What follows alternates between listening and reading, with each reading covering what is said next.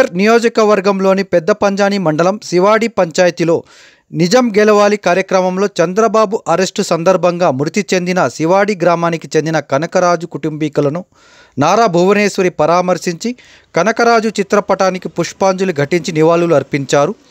అనంతరం వారి కుటుంబీకులకు పరామర్శించి ఆమె ఆర్థిక సహాయంగా చెక్కును అందజేశారు. ఈ సందర్భంగా ఆమె మాట్లాడుతూ చంద్రబాబు నాయుడు అనేక సంక్షేమ పథకాలను ప్రజలకు అందిస్తారని, మహిళలకు ఆర్టీసీ బస్సులో ఉచిత ప్రయాణం, యువతకు ఉద్యోగ అవకాశాలు ఇలాంటి కార్యక్రమాలను అధికారం వచ్చిన వెంటనే అమల్లోకి తీసుకుని వస్తారని తెలిపారు. ఆమె వెంట మాజీ మంత్రి అమర్నాథ్ రెడ్డి మరియు జిల్లా పార్టీ అధ్యక్షులు పులివర్తి నానితో పాటు మండలం నాయకులు ఆనంద్ చలపతిలతో పాటు నియోజకవర్గానికి చెందిన పలువురు ముఖ్య నాయకులు పాల్గొన్నారు.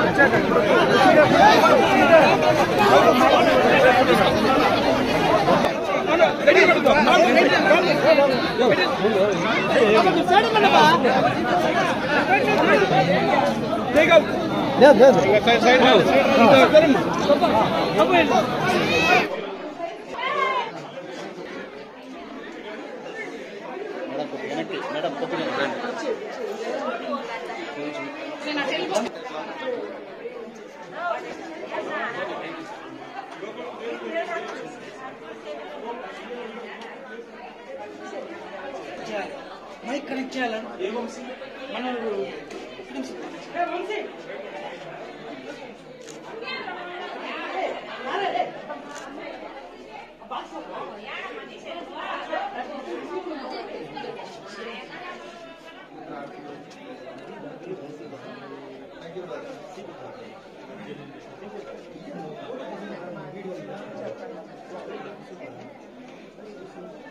నమస్కారం.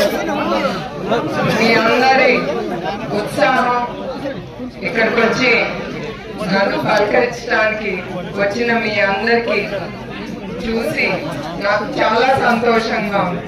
మీ ఉరుకులు పరుగులు అది మీరు నాకిచ్చే గౌరవం. నాకిచ్చిందంటే మీరు చంద్రబాబు నాయుడు గారి మీద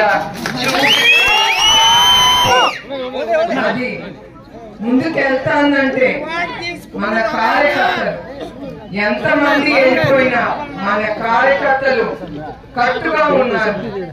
అది మన పార్టీ గొప్పదనం.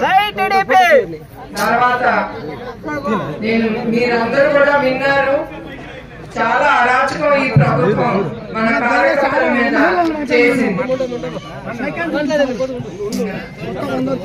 తర్వాత ప్రొద్దుటూరులో నందన్ సుబ్బయ్య గారు, దాని గురించి మీకు తెలుసో లేదు, వైసీపీ వాళ్ళు అతన్ని పట్టుకుని, ఆ కార్యకర్తని పట్టుకుని జై వైసీపీ అనమన్నారు, జై జగన్ అని అనమన్నారు.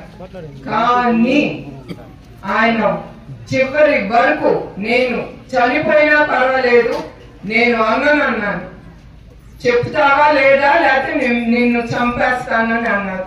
ఒకటే అన్నాడు ఆయన, జై తెలుగుదేశం, జై చంద్రబాబు.